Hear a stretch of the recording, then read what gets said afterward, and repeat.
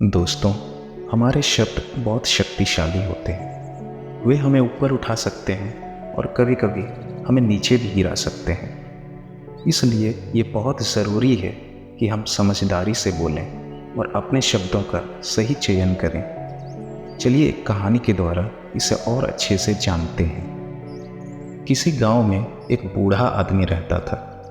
वह बहुत ही अड़ियल और सनकी किस्म का व्यक्ति था।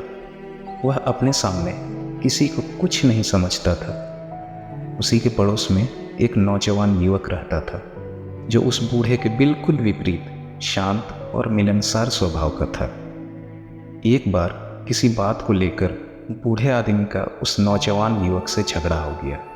उस झगड़े के बाद उस बूढ़े ने अफवाह फैला दी कि उसके पड़ोस में रहने वाला युवक चोर है। ये बात पूरे गांव में फैल गई। गांव के लोग उस युवक से बचने लगे। वह युवक परेशान हो गया क्योंकि कोई उस पर विश्वास ही नहीं करता था। एक दिन उस गांव में चोरी हुई और सभी का शक उस युवक पर गया। उसे पकड़ लिया गया और पंचायत में पेश किया गया, लेकिन सबूतों के अभाव में वह निर्दोष साबित हो गया और छूट गया। निर्दोष साबित होने के बाद वह युवक चुप नहीं बैठा। उसने उस बूढ़े आदमी पर गलत आरोप लगाने के लिए मुकदमा दायर कर दिया। भरी पंचायत में बूढ़े आदमी ने अपने बचाव में सरपंच से कहा, मैंने जो कुछ भी कहा था वो एक टिप्पणी से अधिक कुछ नहीं था। किसी को नुकसान पहुंचाना मेरा मकसद नहीं था। सरपंच ने बूढ़े आदमी से कहा, ठीक है, आप एक कागज़ के टुकड़े पर वो सब बातें लिखें जो आपने उस युवक के बारे में कही थी और जाते समय उस कागज़ के टुकड़े टुकड़े करके रास्ते पर फेंक दें और कल फैसला सुनने के लिए आ जाएं। बूढ़े आदमी ने बिल्कुल वैसा ही किया। अगले दिन वह पंचायत में फैसला सुनने के लिए पहुंचा। तब सरपंच ने बूढ़े आदमी से कहा, फैसला सुनने से पहले आप बाहर जाएं और उन कागज़ के टुकड़ों को जो आपने कल फेंक दिए थे इकट्ठा करके वापस लेकर आएं। बूढ़े ने कहा, मैं ऐसा नहीं कर सकता।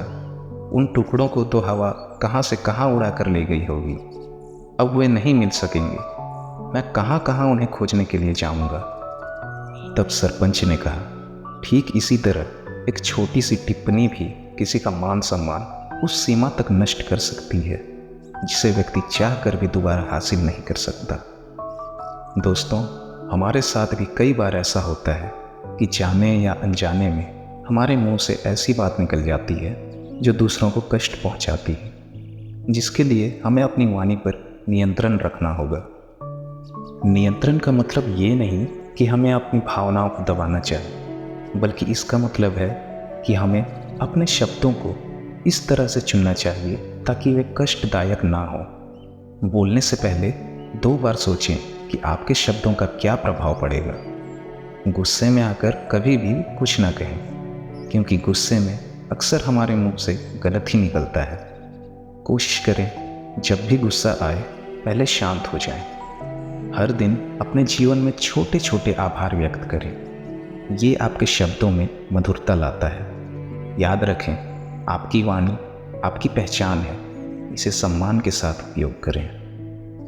तो ये थी हमारी आज की कहानी। कहानी पसंद आई हो तो वीडियो को लाइक ज़रूर करें और चैनल को सब्सक्राइब करना ना भूलें।